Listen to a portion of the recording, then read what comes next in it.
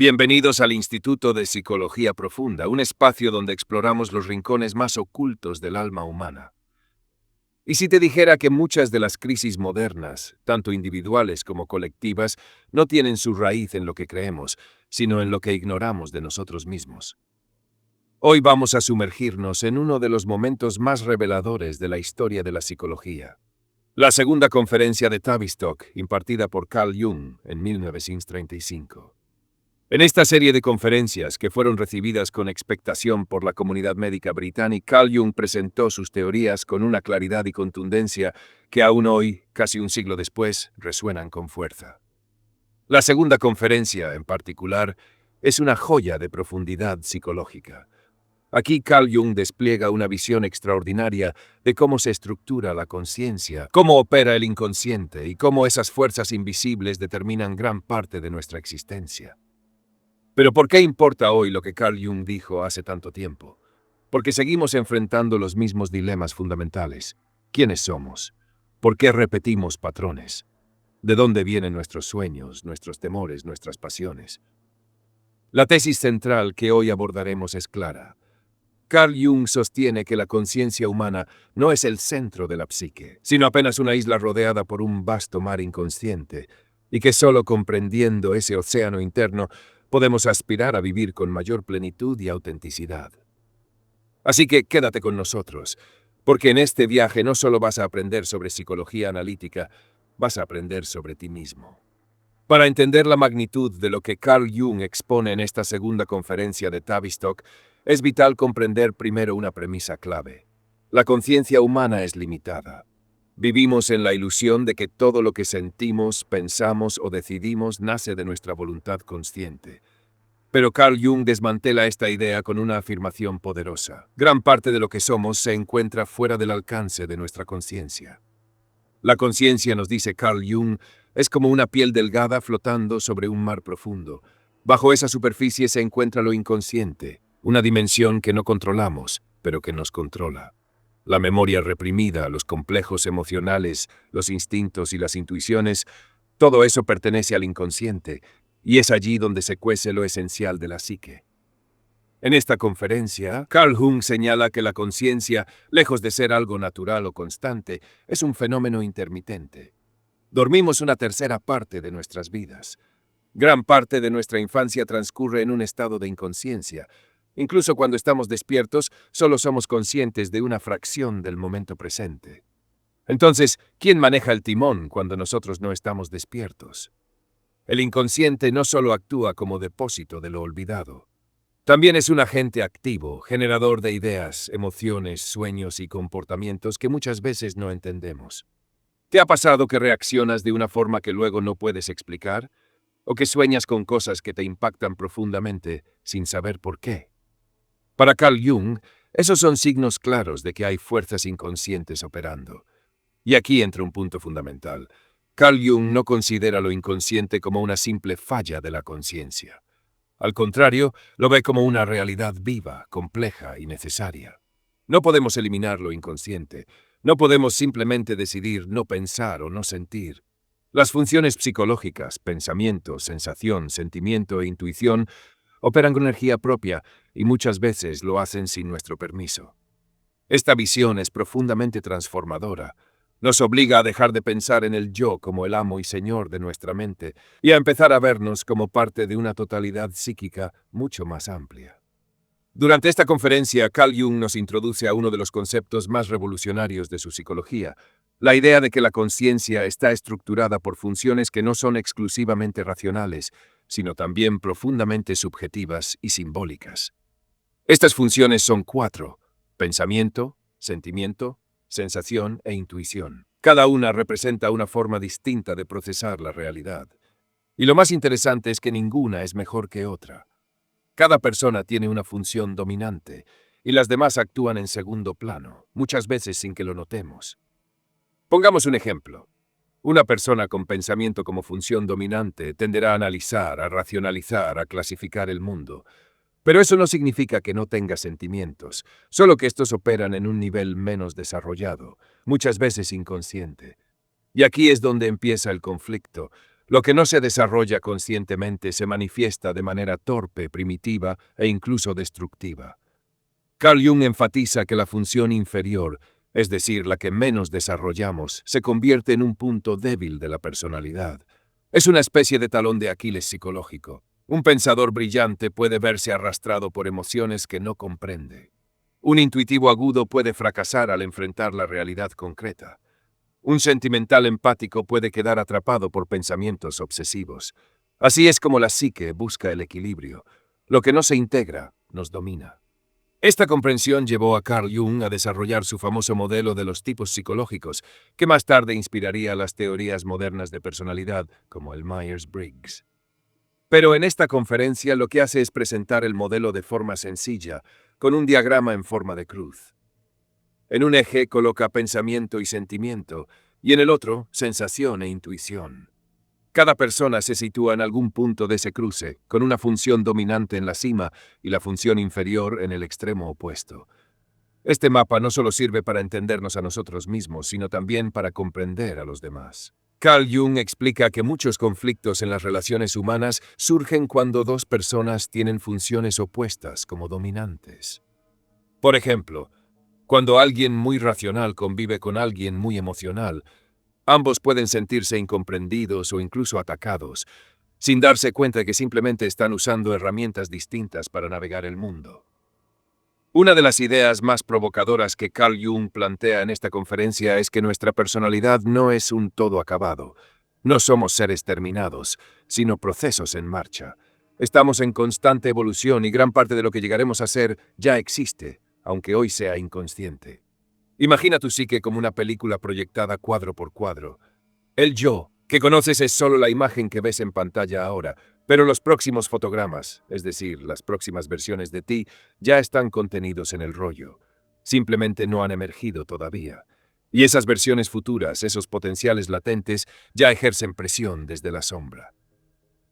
Aquí es donde entra el concepto de sombra. La sombra representa todo aquello que no reconocemos en nosotros mismos. Rasgos, deseos, impulsos o emociones que hemos reprimido, negado o simplemente ignorado. No necesariamente es algo negativo, aunque puede parecerlo, ya que muchas veces se expresa de formas descontroladas. Carl Jung insiste en que la sombra no desaparece si la ignoramos. Al contrario, se vuelve más poderosa. Por eso, una de las tareas fundamentales del desarrollo psicológico es hacerla consciente, integrarla. Y esto, aunque suene simple, es un proceso incómodo, porque significa vernos tal como somos, no como quisiéramos ser. Pero no todo en la sombra es peligroso. Ahí también habita nuestro potencial no realizado, talentos, sensibilidades, ideas que aún no hemos dejado florecer. Al conocer nuestra sombra, no solo nos liberamos de sus trampas, sino que accedemos a una fuente de creatividad y renovación personal. Por eso Carl Jung dice que hay muchas personas que han perdido su sombra. Son individuos bidimensionales, desarraigados de su cuerpo, desconectados de su vitalidad instintiva. Se han identificado tanto con una imagen idealizada de sí mismos que han perdido el contacto con su profundidad. En palabras del propio Carl Jung, muchas personas en la sociedad civilizada se han desprendido de su sombra. Tienen solo dos dimensiones, han perdido la tercera, y con ella han perdido su cuerpo. Esta afirmación, más que una metáfora, es una advertencia. Porque quien pierde su conexión con lo inconsciente se vuelve rígido, vacío, incluso enfermo. Carl Jung avanza aún más en esta exploración del inconsciente al hablarnos de las funciones endopsíquicas, es decir, aquellas funciones de la conciencia que no se orientan hacia el mundo exterior, sino hacia el interior de la psique. Aquí se abre una dimensión profundamente reveladora. No solo nos relacionamos con el entorno, sino también con nosotros mismos, con lo que somos y con lo que aún no conocemos de nuestro ser. La primera de estas funciones es la memoria, pero no la memoria trivial o superficial, sino aquella que conecta la conciencia con elementos reprimidos o simplemente olvidados del inconsciente. Recordar, en este sentido, es un acto psíquico profundo, pues trae al presente experiencias que estaban latentes operando desde las sombras. La segunda función endopsíquica que Carl Jung describe es aún más desconcertante: los componentes subjetivos de nuestras funciones conscientes. ¿Qué significa esto? Que en toda experiencia, percepción o juicio hay una parte inevitablemente personal, un sesgo que altera nuestra forma de interpretar la realidad. Esto no siempre es consciente. De hecho, rara vez lo es. Imagina conocer a alguien por primera vez. Inmediatamente, sin querer, tu mente genera juicios, impresiones, sentimientos. Algunos son válidos, pero muchos otros están influenciados por tu historia, tus heridas, tus creencias ocultas. Estos son los componentes subjetivos que, sin darnos cuenta, proyectamos sobre el mundo. Aquí es donde entra en juego otra figura fundamental en la psicología carl-jungiana, la proyección. Carl Jung explica que solemos proyectar sobre otras personas o situaciones aquello que no hemos reconocido en nosotros mismos. Así, lo que percibimos fuera muchas veces es un reflejo de lo que ocultamos dentro. ¿Te ha pasado que alguien te cae mal sin razón aparente? ¿O que admiras desmesuradamente a alguien sin conocerlo realmente? Esas emociones desproporcionadas suelen ser señales de una proyección. Estás viendo en el otro una parte de ti mismo que no has integrado. La integración de estas proyecciones, dice Carl Jung, es esencial para el crecimiento psicológico. Porque mientras sigamos creyendo que el problema está afuera, en los demás, en la sociedad, en el destino, seguiremos ciegos a la verdadera causa, nuestro propio inconsciente. La psicología profunda no es cómoda, pero es liberadora, porque nos permite retirar esas proyecciones, asumir responsabilidad por lo que sentimos y recuperar partes de nosotros mismos que habíamos perdido en el camino. Siguiendo con esta poderosa exposición de Carl Jung en la segunda conferencia de Tavistock, llegamos a un punto clave: la lucha constante entre la consciencia y el inconsciente. Para Carl Jung, esta lucha no debe ser una guerra. No se trata de eliminar lo inconsciente ni de negarlo, sino de establecer un diálogo. Porque todo lo que rechazamos de nosotros mismos no desaparece, se oculta y desde las sombras nos dirige. Una de las formas más comunes en las que lo inconsciente se manifiesta y en las que busca hacerse escuchar es a través del cuerpo. Carl Jung señala que muchas personas en nuestra cultura han perdido la conexión con su cuerpo, al cual ven como un objeto incómodo o incluso vergonzoso. Esto es especialmente evidente cuando evitamos reconocer emociones intensas que surgen físicamente: un nudo en el estómago, un temblor, un suspiro, una lágrima contenida. Estas expresiones físicas son parte de esa sombra encarnada de la que Carl Jung habla. Son símbolos vivos, señales de que hay algo en nuestra psique que necesita atención, algo que ha sido suprimido pero no extinguido. Y es que lo reprimido no muere, simplemente se transforma en síntoma. Por eso Carl Jung advierte que muchas enfermedades mentales e incluso físicas tienen su raíz en conflictos psíquicos no resueltos. No se trata de negar la medicina o la biología, sino de reconocer que la psique y el cuerpo están profundamente entrelazados. El dolor emocional no atendido se convierte en ansiedad crónica, la rabia reprimida en tensión muscular, el miedo no expresado en trastornos del sueño. Pero el inconsciente no solo se expresa a través del cuerpo, también lo hace mediante símbolos, imágenes, sueños y fantasías. Aquí es donde entra la importancia del lenguaje simbólico, uno de los ejes centrales del pensamiento de Carl Jung. Para él, lo simbólico no es algo meramente estético o decorativo, es el idioma natural del alma. Y como cualquier idioma, si no lo entendemos, malinterpretamos el mensaje. Un sueño extraño, una imagen repetitiva, un impulso irracional pueden parecer sin sentido desde la lógica consciente, pero si los escuchamos con apertura, revelan verdades profundas sobre nuestra vida interior. En el Instituto de Psicología Profunda creemos firmemente en el poder de estos símbolos como guías hacia la comprensión personal, porque solo cuando aprendemos a leer el lenguaje del alma, podemos empezar a sanar en lo más profundo. Uno de los momentos más reveladores de la segunda conferencia de Tavistock es cuando Carl Jung introduce una perspectiva completamente distinta sobre el desarrollo de la conciencia. Él no la considera un producto de los sentidos, como sostenían muchos psicólogos de su época, sino una conquista evolutiva que emerge lentamente desde un estado inconsciente. En otras palabras, no nacemos conscientes, nos hacemos conscientes. La conciencia no es algo dado, sino algo que se construye, que se forja a través del conflicto, del contraste con lo desconocido. Y ese contraste es justamente lo que nos obliga a mirar hacia adentro, a cuestionarnos, a despertar.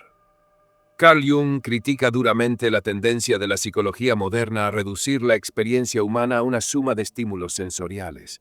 Él argumenta que si bien los sentidos juegan un papel crucial, no son la fuente última de la conciencia. Lo inconsciente, ese vasto mundo interior, es el verdadero punto de partida. Y es aquí donde introduce otra de sus ideas fundamentales. La psique no solo es el objeto de estudio, sino también el sujeto. Es decir, es tanto lo que observamos como el instrumento con el que observamos. Esta afirmación, aunque pueda parecer filosófica, tiene implicaciones enormes. Significa que no podemos hablar de la psique como si estuviera fuera de nosotros, como si no estuviéramos implicados personalmente en cada análisis, en cada descubrimiento. Esto nos obliga a una postura radicalmente honesta. No podemos estudiar la mente humana sin estudiar nuestra propia mente. No podemos hablar del inconsciente sin reconocer que estamos inmersos en él. Por eso, para Carl Jung, la psicología no es simplemente una ciencia, sino también un camino. Un camino hacia el autoconocimiento, la integración y finalmente la transformación. Y aquí es donde su pensamiento se aleja por completo del enfoque reduccionista. Para Carl Jung, la psique es un sistema vivo, dinámico y orientado hacia la totalidad. Cada conflicto, cada síntoma, cada crisis es un intento de la psique por encontrar un nuevo equilibrio, por desarrollarse, por crecer. Así lo inconsciente no es un enemigo a vencer, sino un aliado a integrar. Y la conciencia, en lugar de ser una burbuja cerrada, debe convertirse en una puerta abierta hacia las profundidades del alma. En este punto de la conferencia, Carl Jung retoma su famoso modelo de las funciones psíquicas, pero lo hace desde una perspectiva aún más personal y práctica. Él no busca clasificar a las personas en categorías rígidas. Más bien, intenta ofrecer una herramienta que nos permita comprender la dinámica de nuestras propias contradicciones internas. Carl Jung plantea que no podemos funcionar con todas las funciones al mismo nivel. Cada uno de nosotros tiene una función dominante que nos da dirección, claridad y estructura. Sin embargo, inevitablemente hay una función inferior, aquella que se mantiene inconsciente, subdesarrollada, y por ello mismo se convierte en una fuente constante de conflicto. Por ejemplo, alguien con una función dominante de pensamiento lógico puede sentirse completamente desbordado ante una emoción intensa, no porque no tenga sentimientos, sino porque no sabe manejarlos. Están ahí, lo afectan, lo mueven, pero no puede darles forma, ni entenderlos con facilidad. Su yo racional no puede dialogar con ese yo emocional que habita en su sombra. Carl Jung ilustra este fenómeno diciendo que en nuestra función inferior somos arcaicos, es decir, primitivos. No actuamos con la madurez de nuestra función consciente, sino con una emocionalidad descontrolada, reactiva, muchas veces desproporcionada. Y por eso, cuando somos invadidos por nuestra función inferior, podemos decir o hacer cosas que luego no reconocemos como propias. Lo que Carl Jung nos invita a hacer no es a suprimir esa parte, sino a conocerla, a integrarla, porque lo que no integramos se convierte en destino. Una emoción no reconocida puede arruinar una relación. Una intuición ignorada puede hacernos perder una oportunidad vital. Un impulso reprimido puede derivar en una explosión inesperada. Además, Carl Jung nos advierte que estas funciones inferiores pueden convertirse en el punto por donde entra la neurosis. La rigidez, el perfeccionismo extremo, el miedo al cambio o el sentimiento de estar siempre a punto de explotar, muchas veces son señales de que estamos viviendo desconectados de una parte esencial de nuestra psique. Desde la perspectiva del Instituto de Psicología Profunda, estas dinámicas no son fallas de carácter ni debilidades personales, sino invitaciones al trabajo interior. Son llamadas del alma a completar lo que ha quedado en sombra, a crecer hacia una totalidad que no excluya nada. A medida que avanza esta segunda conferencia de Tavistock, Carl Jung profundiza en la relación entre las funciones psicológicas y lo que él denomina el yo, ese núcleo organizador de la conciencia que todos experimentamos como nuestra identidad más inmediata. Pero atención, Carl Jung nos advierte que el yo no es el centro de la totalidad psíquica. Es solo una parte, pequeña, aunque fundamental. El yo está rodeado, dice Carl Jung, por un vasto campo de fenómenos que no controla. Memorias, emociones, intuiciones, imágenes, pensamientos que emergen sin aviso. Esta zona que rodea al yo es lo que él llama el inconsciente personal, y más allá aún, el inconsciente colectivo. Es allí donde residen los arquetipos, las grandes formas universales que estructuran la experiencia humana. Pero antes de llegar a esos niveles más profundos, Carl Jung nos pide mirar con atención la capa inmediata que rodea la conciencia. Esa franja semiconsciente que contiene lo que estamos por descubrir de nosotros mismos, porque como él mismo dice, siempre estamos llegando a ser.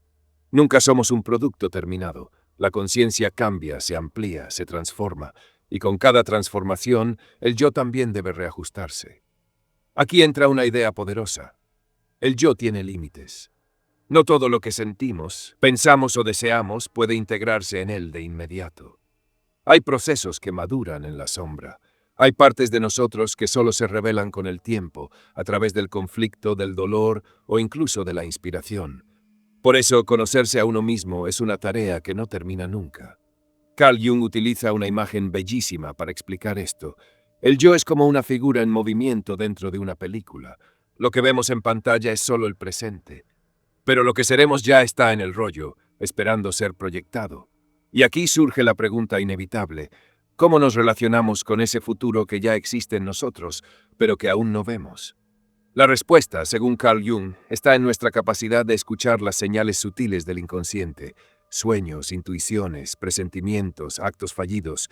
Nada de eso es casual. Todo tiene un propósito: mostrarnos aquello que estamos listos para conocer. Y es que, como bien señala Carl Jung, la psique es sabia. Tiene una tendencia natural a la autorregulación, al equilibrio. No es caótica ni caprichosa. Si aprendemos a dialogar con ella, si dejamos de imponerle una lógica forzada y aprendemos a escuchar, empezamos a descubrir que la totalidad ya habita en nosotros. Solo necesita ser despertada. En el cierre de esta poderosa conferencia, Carl Jung nos invita a mirar con mayor profundidad las tensiones internas que todos experimentamos en nuestra vida cotidiana. Esas contradicciones que muchas veces intentamos suprimir o resolver con lógica superficial no son errores del alma, son parte de su estructura. Carl Jung plantea que la psique está organizada dialécticamente, es decir, siempre se mueve entre pares opuestos: pensamiento y sentimiento, intuición y sensación, deseo y deber, libertad y seguridad. Todo en la vida psíquica gira en torno al equilibrio entre fuerzas aparentemente opuestas, que en el fondo se necesitan mutuamente. Este juego de polaridades no es un obstáculo, es el motor de la transformación. El conflicto no es algo que debamos eliminar, sino comprender, porque solo a través de la tensión entre opuestos es que surge algo nuevo. Una tercera vía, una síntesis más abarcadora, una conciencia más elevada. Aquí es donde entra la función trascendente, uno de los conceptos más elegantes y esperanzadores de la psicología analítica. Esta función no es una facultad aparte, sino el resultado de permitir que los opuestos dialoguen sin que uno anule al otro. Es un espacio intermedio donde puede emerger algo creativo, inesperado, simbólico. Por ejemplo, si estás atrapado entre una necesidad profunda de independencia y un miedo igual de profundo a la soledad, en lugar de suprimir una de esas fuerzas, Carl Jung te invitaría a escucharlas ambas. A dejar que se enfrenten sin violencia, sin prisa, hasta que algo nuevo surja. Quizás una nueva forma de relacionarte, un proyecto, una decisión o una visión distinta de ti mismo. En este sentido, la psicología analítica no busca resolver los problemas como si fueran ecuaciones. Busca acompañar el proceso de integración, en el que cada parte de la psique encuentra su lugar, su voz, su sentido. Y es en este viaje hacia la integración donde se revela el verdadero propósito de la psicología profunda. No simplemente sanar síntomas, sino guiar al individuo hacia su realización total. Hacia lo que Carl Jung llama el sí mismo, ese centro más vasto y profundo que contiene todo lo que somos y todo lo que podemos llegar a ser. Desde el Instituto de Psicología Profunda, creemos que este camino, aunque desafiante, es el más humano, el más auténtico y el más necesario en estos tiempos de fragmentación. Porque mientras más divididos estamos por dentro, más dividido vemos el mundo afuera. Carl Jung cierra su segunda conferencia de Tavistock haciendo una advertencia fundamental. No podemos abordar la psicología como si fuera una ciencia exacta. La mente humana no es un objeto externo que se pueda diseccionar fríamente. Es al mismo tiempo sujeto y objeto de estudio.